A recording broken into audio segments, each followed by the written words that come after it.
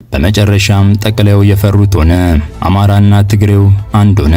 ፌዴራል መንግስቱ የፈራው የአማራና ትግራይ ኃይሎች ጥምረት እውን እየሆነ መምጣቱን ከሰሞኑን የአፋብኑ ሊቀመንበር ዘመነ ካሴ እርምህን አውጣ አይነት ንግግር አድርገው የሰሜኑ ኃይል አንድ ሆኖ መከሰቱን አንጸባርቀዋል። የአማራ ፋኖ ብሔራዊ ንቅናቄ ሊቀመንበር ዘመነ ካሴ ከሀገር ወጥተው ሸሽተዋል፣ ሱዳን ካርቱም ናቸው አይደለም አስመራ ናቸው እየተባለ ባለበት ሰዓት ላይ መተከል ላይ ግዙፍ ጦር አስመርቀው ብቅ ብለዋል። በዚያው ዕለት ታዲያ የአማራና የትግራይ ኃይሎች አንድ ሆነው ሊነሱ እንደሆነ አንጸባርቀዋል።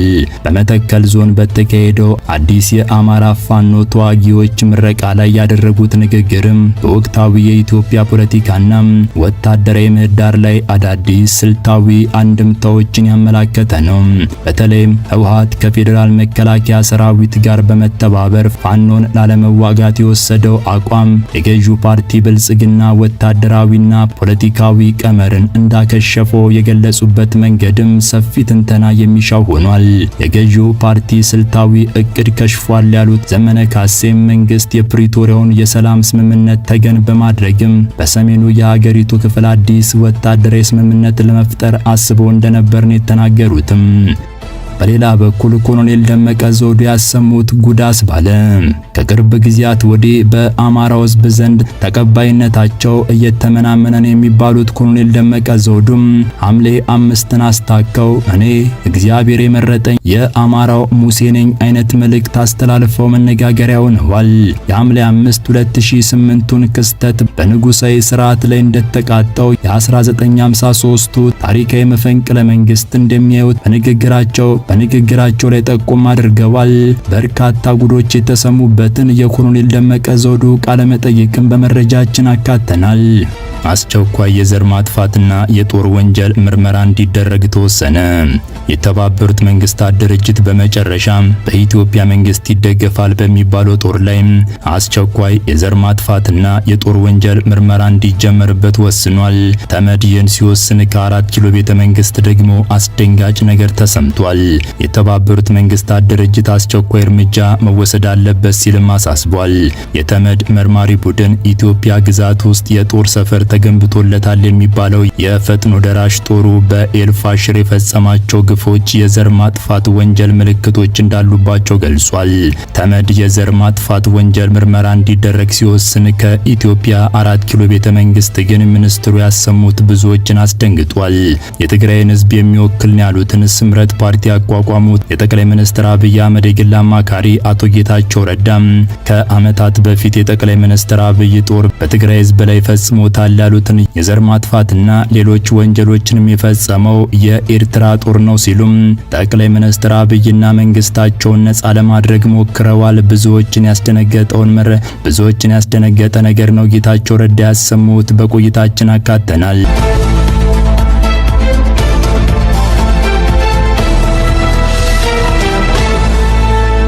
ጠቅላዩ እንደፈሩትም የአማራና ትግራይ ኃይሎች አንድ ሆኖ የሚል መረጃ ከወደ ሰሜን ተሰምቷል። ፌዴራል መንግስቱ የፈራው የአማራና ትግራይ ኃይሎች ጥምረት እውን እየሆነ መምጣቱን ከሰሞኑን የአፋብን ሊቀመንበር ዘመነ ካሴ እርምህን አውጣ አይነት ንግግር አድርገው የሰሜኑ ኃይል አንድ ሆኖ መነሳቱን አንጸባርቀዋል። ከኢትዮጵያ ወጥተው ወደ ሱዳን ካርቱም ሄደዋል አይደለም አስመራ ናቸው የሚሉ መረጃዎች በተለይ በመንግስት ደጋፊ ልሳኖች በኩል እየተነሳባቸው የነበሩት ዘመነ ካሴም መተከል ላይ ግዙፍ ጦር አስመርቀው ብቅ ብለዋል። በዚያው ዕለትም የአማራና ትግራይ ኃይሎች አንድ የሆኑ መምጣታቸውን አንጸባርቀዋል። የአማራ ፋኖ ብሔራዊ ንቅናቄ ሊቀመንበር ዘመነ ካሴ በመተከል ዞን በተካሄደው አዲስ የፋኖ ተዋጊዎች ምረቃ ላይ ያደረጉት ንግግርም በወቅታዊ የኢትዮጵያ ፖለቲካዊና ወታደራዊ ምህዳር ላይ አዳዲስ ስልታዊ አንድምታዎችን ያመላከተ ነው። በተለይም ህዝባዊ ወያነ ሓርነት ትግራይ ህወሓት ከፌዴራል መከላከያ ሰራዊት ጋር በመተባበር ፋኖን ላለመውጋት የወሰደው አቋም የገዢውን ብልጽግና ፓርቲ ወታደራዊና ፖለቲካዊ ቀመሩን እንዳከሸፈ የገለጹበት መንገድም ሰፊ ትንተና የሚሻ ጉዳይ ሆኗል። ዘመነ ካሴ የፓርቲው ገዢ ስልታዊ እቅድ ከሽፏል ሲሉም መንግስት የፕሪቶሪያውን የሰላም ስምምነት ተገን በማድረግ በሰሜኑ የሀገሪቱ ክፍል አዲስ ወታደራዊ ስምምነት ለመፍጠር አስቦ እንደነበር ተናግረዋል። ሆኖም ህወሓት ፋኖን እናጥፎ በሚልም ከፌዴራል መንግስት መንግስት በኩል የቀረበለትን ጥያቄ ውድቅ ማድረጉንም አድንቀዋል። የፌዴራል መንግስቱ በአማራ ክልል እያካሄደ ያለውን ወታደራዊ ዘመቻ ለማገዝ ወይንም የፋኖን ኃይል በሁለት አቅጣጫ ለመጫን የህወሓትን ወታደራዊ አቅም የመጠቀም ፍላጎት ነበረው ሲል ገልጾታል። ሁለቱን የጎረቤት ህዝቦች ማለትም የአማራና የትግራይ ኃይሎችን በድጋሚ ወደ ጦርነት በማስገባትም የፌዴራል መንግስቱ የራሱን ወታደራዊ ጫና ለመቀነስና የፖለቲካ የበላይነቱን ይበልጥ ለማስጠበቅ አቅዶ እንደነበረ ዘመነ ካሴ በምስል በታገዘ መልእክቱ አስረድቶታል። ህወሓት ከፌዴራል መንግስት ጋር ያለው ግንኙነት ሙሉ በሙሉ አስተማማኝ ባለመሆኑ የነገ ተስፋውን ሙሉ በሙሉ በብልጽግና ፓርቲ ፍላጎት ላይ ብቻ መጣል እንደማይበጀው ተገንዝቧል በማለትም ከፋኖ አሊያም በሳቸው አጠራር ከአማራ ህዝብ ጋር ዘላቂ ጠላትነት ውስጥ ከመግባት መቆጠብ የተሻለ አማራጭ ሆኖ እንዳገኘው አመላክተዋል። ዘመነ ካሴ እንዳለው ከሆነም ይህ የህወሓት አቋም ለፋኖ ንቅናቄ ትልቅ ስልታዊ ድል ነው ብሎታል። ፋኖ አሁን ትኩረቱ በሰሜን ድንበር ላይ ከሚመጣ ጥቃት ይልቅም በክልል ውስጥ ባሉ ተዋጊ ኃይሎች ላይ ብቻ ማድረግ እንዲችል ረድቶታል ብሏል። ይህ ማለትም ትግራይ ለአማራ ህዝብ ደጀኑ ነው እንጂ ጠላቱ ስጋቱ መሆን የለበትም የሚል ሆኗል። ይሄ ደግሞ የፌዴራል መንግስቱ በፍጹም መስማት የማይፈልገው እንደሆነ ይነገራል። በተለይ የአማራና የትግራይ ኃይሎች አንድ ሆኖ መቆም ማለትም የአራት ኪሎ ቤተ መንግስት መንበርን አደጋ ላይ እንደሚጥለው ይታመናል። የዘመነ ካሴ ንግግር የሚያሳየው ታዲያ በኢትዮጵያ ወቅታዊ ፖለቲካ ውስጥ ቋሚ ወዳጅና ቋሚ ጠላት የሌለ መሆኑን ነው። የሚታየው የፋኖ ንቅናቄም ራሱን እንደ አንድ ወሳኝ የፖለቲካዊና ወታደራዊ ተዋጊ አድርጎ እየገነባ መምጣቱንና ለቀጣይ መንግስት ግንባታም ራሱን እያደራጀ እንደሆነ ያመላከተ ሆኗል። ከሁሉም በላይ ግን ፌዴራል መንግስቱ የፈራው የሰሜኑ ጥምረትም እውን ሊሆን እንደሚችል ያመላከተ ሆኗል። ይህ በእንዲህ ሳለ ኮሎኔል ደመቀ ዘውዱ ያሰሙት ነገር ጉዳስ ብሏል። ከቅርብ ጊዜያት ወዲህ በአማራ ህዝብ ዘንድ ተቀባይነታቸው እየተመናመነ መጥቷል የሚባሉት ኮሎኔል ደመቀ ዘውዱ ሐምሌ 5ን አስታከው እኔ እግዚአብሔር የመረጠኝ የአማራ ሙሴ ነኝ አይነት መልእክትን አስተላልፈው መነጋገሪያ ሆነዋል። ዝክረ ሐምሌ 5ን በማስመልከት ኮሎኔል ደመቀ ዘውዱ በአንድ የማህበራዊ ድረገጽ ላይ የሰጡት በትግራይ በኩል ምዕራብ ትግራይ የሚባለውና በአማራው በኩል ወልቃይት ተብሎ በሚጠራው ስፍራ የትግራይ ተወላጆች ላይ የመብት ጥሰቶችን የፈጸሙ ነው በሚል የሚከሰሱት ኮሎኔል ደመቀ ዘውዱ በዚሁ ቃለ መጠይቃቸው የአማራ ሙሴ ነኝ ለማለት ሲቃጣቸውን የተስተዋሉትም። በተጨማሪም ኮሎኔሉ ብሔርን ከአንድ ድርጅት ጋር እየቀየጡ ህወሓትና ትግራዮችን አንድ አስመስለው ለማቅረብ እንደሞከሩ ታይቷል። የሐምሌ 5 2008ቱን ክስተትም በንጉሳዊ ስርዓት ላይ እንደተቃጣው የ1953ቱ ታሪካዊ መፈንቅለ መንግስት እንደሚያወት በንግግራቸው ጠቁመዋል። ሐምሌ 5 ህወሓት መሸነፍ እንደሚችል የታየበት ክስተት ነው ይላሉ የታሪክ አጥኚዎችና ተመራማሪዎች። በ1953 በአፄ ኃይለሥላሴ መንግስት ላይ የተደረገው መፈንቅለ መንግስት አሊያም ኩዴታ ቢከሽፍም ነገር ግን የንጉሳዊ ስርዓትን መጣል ወይንም መገዳደር እንደሚቻል ያሳየ ነው በሚል ሐሳብም አስማምተውታል። ኮሎኔል ደመቀ ዘውዱ በወቅቱ ለነበረው ህወሓት መራሾ ኢህአዴግ ስርዓት የተጋነነ ምስልን በፈጠሩበት በዚሁ ቃለ መጠይቃቸው ሐምሌ 5 2008 ያንን ማድረግ መቻላችን በማህበረሰቡ ዘንድም ህወሓት መወገድ እንደሚችል የታየበትን የሚል አስተያየታቸውን ይሰጣሉ።